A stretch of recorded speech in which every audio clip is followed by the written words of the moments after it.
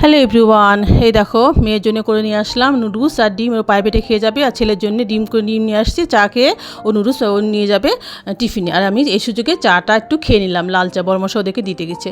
Hello everyone, সবাই কেমন আছো? আশা করি সবাই খুব ভালো আছো। আমি ভালো আছি। কান্তা ব্লগে তোমাদের সবাইকে স্বাগত। যে যেখান থেকে দেখছো তাদেরকে অসংখ্য ধন্যবাদ তোমাদের মূল্যবান সময় থেকে আমার জন্য একটু সময় বের করে পুরো ভিডিওটা দেখার। আজকে বুধবার, সকাল সকাল উঠে পড়ছি, বললাম উঠে বাসি কাজকর্ম সব সেরে ফেলছি। স্নানটা করিনি, কারণ ছেলে মেয়ে স্নান করে যেহেতু প্রাইভেটে যায়, ও রাত্রে পড়াশোনা করে, তো সকালে উঠে স্নান করে ফেলে, ও ফ্রেশ লাগে ভালো লাগে জন্যে।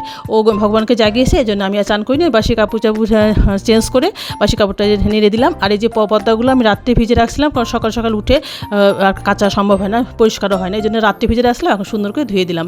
আর তারপরে দেখো বড়মশাই চলে গেছে অফিসে।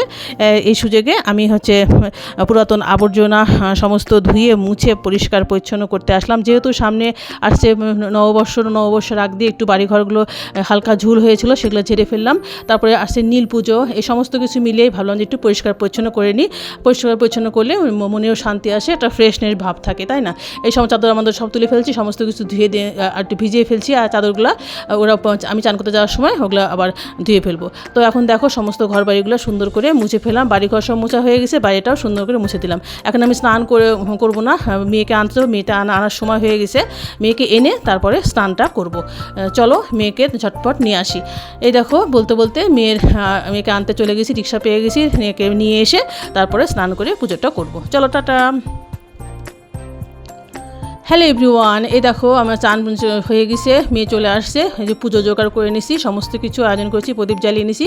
এখন আমি পুজোটা সম্পন্ন করবো। যেহেতু আজকে বুধবার, গণেশের উদ্দেশ্যেও দেখো প্রদীপ জ্বালিয়ে নিয়েছি। গণেশের স্নান ধ্যান করে শৃঙ্গার করে সুন্দর করে সাজিয়ে গুজিয়ে রাখছি। ভগবানকে এখন সুন্দর করে পূজা করব। গুড আফটারনুন এভরিওয়ান, সবাইকে দুপুরে অনেক অনেক শুভেচ্ছা। দেখো দুপুরে রান্না সব কেটে বেছে একদম নিয়ে চলে আসছি। টমেটো করব, টমেটো টক, তারপরে যে ভাজাভুজি করব, ভাতটাও চাপিয়ে দিছি। আর ওয়েদারটা কিন্তু ভালোই।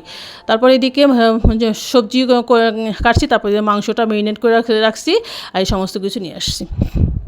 হ্যালো এভরিওয়ান, আমার রান্নার আয়োজন শেষ। লাঞ্চ আমার শুরু হয়ে গেছে।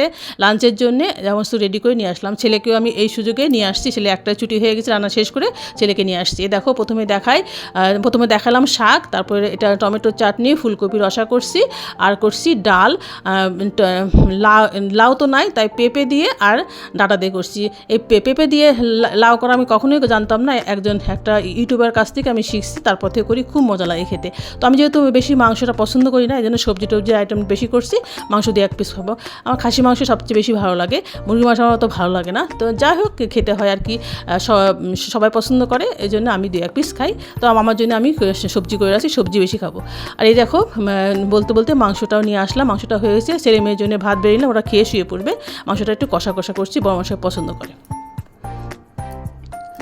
গুড ইভিনিং এভরিওয়ান, সবাইকে সন্ধ্যার অনেক অনেক শুভেচ্ছা। সন্ধ্যা লেগে গেছে, সন্ধ্যার আমার সমস্ত কাজটা ছিল, সমস্ত ছেড়ে সুরে আমি গা কাপড় ধুয়ে আবার চলে আসছি। এই যে কর্মশায় তরমুজটা আনছিল, তো ভাবলাম, আমি কালকে রাত্রে আনছিল, তো আমি রেখে দিয়েছিলাম যে এটা সন্ধ্যাতে দিব।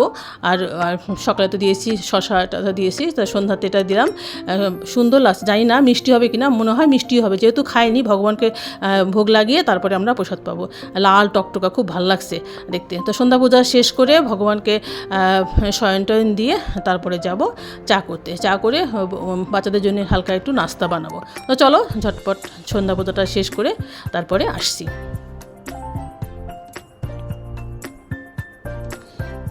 হ্যালো এভরিওয়ান, চাটা খাওয়া হয়ে গেছে।